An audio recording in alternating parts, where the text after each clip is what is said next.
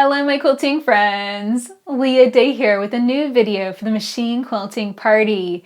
We're on the last step of our binding process. We're going to fold over that binding and secure it down to the edge of the quilt entirely by machine. So let's get on the machine and see how this is going to work together. So here is our binding. We stitched it onto the back side, and the next step is to fold it over to the front, and I just fold it straight over and run my finger along that fold. I'm running my fingernail here, and that's creasing it really nice and sharply. So that way it's going to lay flat over, and then it's going to be so much easier to fold all the way around to the front. So take your time with this, run your fingernail right along that fold. If you need to, grab a finger presser. If your fingernails are real brittle, that'll be good. When you get to a corner, just kind of take the binding and just press that corner so that the binding flips up and around. And then you'll end up seeing that nice 45-degree angle right there in the corner. So just work your way around, creasing that edge. So that's going to fold that over. Then we're going to take it and actually fold it to come to the front of the quilt. We're going to take it to the machine and stitch it down. So here is the quilt, and this is right side facing up, and you can see I have flipped that corner. This is what it looked like before, and I just took that, pressed the corner in, and then now I can fold the binding over to the front. This is the folded edge of the binding coming over and completely concealing that raw edge. Now I want to start stitching. We're going to stitch one side of this binding down at a time, and I want to begin stitching about 1/8 of an inch from the edge of the quilt, about right there. I'm going to start out with nice long thread tails too, and that's going to help turn the corner. So I'm going to slide this in, folding it over. If you need to, you can pin it in place, and I'm going to drop my foot down so it's kind of squishing the binding down and controlling it too. Now I'm going to drop my needle down and bring it all the way back up again, pull on that top thread, and that's going to bring the bobbin thread up to the surface. That way it's not going to make a mess with the very first stitch that I take. I want to make sure that the first stitches I take are going to be just exactly right. Now this is an area that's bulky, so you might want to take these stitches really slow as we stitch right through that corner. Now I know this is black on black and it's hard to see, but basically I'm taking the folded edge of the binding up and over to that line of stitching 1/4 of an inch away from the edge of the quilt that we use to attach the binding to the other side. So I'm taking that fold up and over to that point. I'm lining up this little groove on my presser foot with that, so that way I'm stitching just right on the edge of that folded binding. And here's a picture of what it looks like right now. So you can see how I'm lining up that little spot on my foot with the edge of the binding. And you know, you could also use your walking foot for this. Kind of play around with your different presser feet to find one that works for you. This is just my normal patchwork foot, and I've always found that this just gives me just the perfect spacing for my stitching. An edge stitching foot could also work really well as well. So I'm just going to work a little bit at a time, folding that edge over, making sure it's nicely aligned, and then stitching on down. Now, because this is stitched by machine, we are going to have the other side of those stitches showing up on the back of the quilt. Well, the nice thing is we're using everything is kind of matching. So we've got, you know, the black binding, and I've also got a very dark backing fabric. So even if that stitching on the back kind of wiggles in and out and maybe off the edge of the binding a little bit, it's not going to be very noticeable on that dark backing fabric.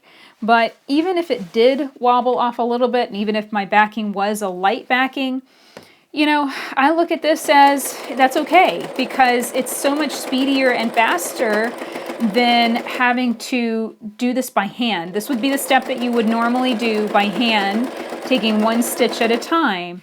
And that's certainly open to you too. I mean, the method that we use to attach the binding to the back of the quilt, that method would stay the same. The only thing that would change if you wanted to finish it by hand would be this stitching. Instead of using your machine, you would stitch into the fold and then into the edge of the quilt.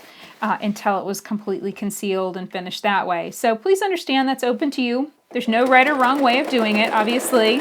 I think that finishing a quilt like this by machine is faster.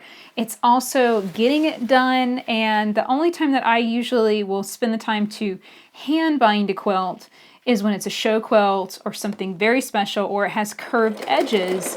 That's when I will make the extra effort to hand stitch the binding down.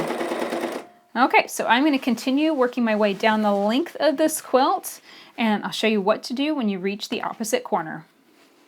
So I'm going to start turning this corner so you can see it, and I'm just holding the quilt down with my presser foot so it doesn't wiggle out of position. I'm threading a straw needle. This is a size 10 straw needle. That's just what feels comfortable in my hand. And I'm going to take a few small stitches down until I reach that point where I reach the corner of the binding, basically where the binding is being stitched on. It's 1/4 of an inch from the edge of the quilt. So I'm just getting my thread to come up right in that spot.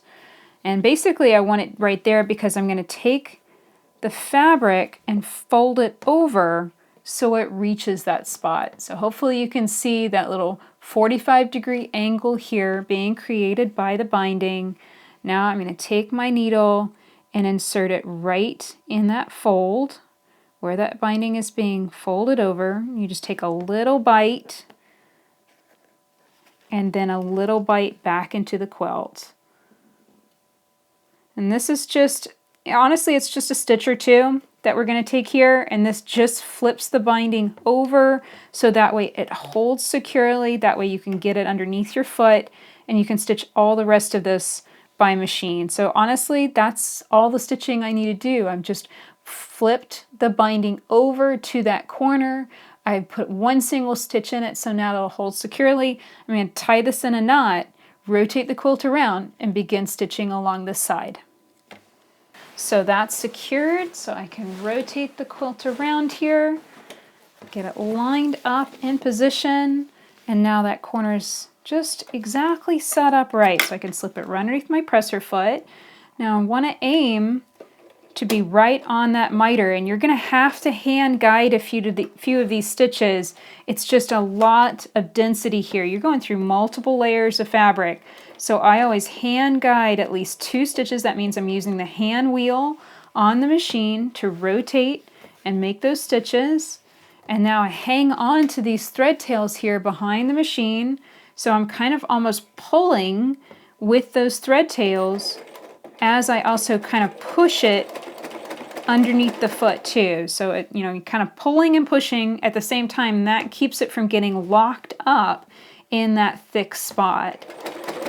So now I can put my foot down and get to stitching. So the last sides of the quilt to get bound. Those corners are much easier to turn this way. It's not a hard process to get those corners in place. And then now it's just a matter of flipping that binding over, smoothing it out, making sure it's lined up with that line of stitching 1/4 inch from the edge of the quilt. And you just stitch it down. And again, I'm lining up the edge of the binding with a little groove on my presser foot, which is about, it's about 1/16 of an inch from my needle. So that doesn't sound like a lot, but it's just the exact right distance. It looks great on the front and the back of your quilt, and it secures it really nicely. If you get too close to that folded edge, you could accidentally miss it and end up with kind of a hole in your binding where it's not secured all the way. So I'd say err on the side of stitching further inside of this edge of your binding rather than off and into the edge of the quilt. So that's, my general advice would be err to the side of the binding versus the side of the quilt, because if you accidentally stitch onto the quilt here, you need to stop, rip that out, and get back on track. So that's how I'm just going to continue binding my quilt, stitching all around it until it's secure on all sides. So that's it for this video. I hope you've learned a lot about binding. Make sure to watch the other videos on preparing your quilt for binding and on the first step of the binding process as well. So that way you can see how to do this step by step entirely by machine. Now, if you'd like to find the pattern and make the rainbow log cabin quilt, you can find it in the book, Explore Walking Foot Quilting with Leah Day. I go into a lot of detail, sharing many different quilt projects, as well as 30 beautiful walking foot designs. So you'll definitely want to pick up a copy and join in the fun. We're going to quilt 2 more quilts from this book during the 2018 Machine Quilting Party. So find the book at leahday.com/walkingfoot. If you enjoyed this video, please like it, share it with your friends, and subscribe to our channel on YouTube so you don't miss the next video coming out soon. Until next time, let's go quilt!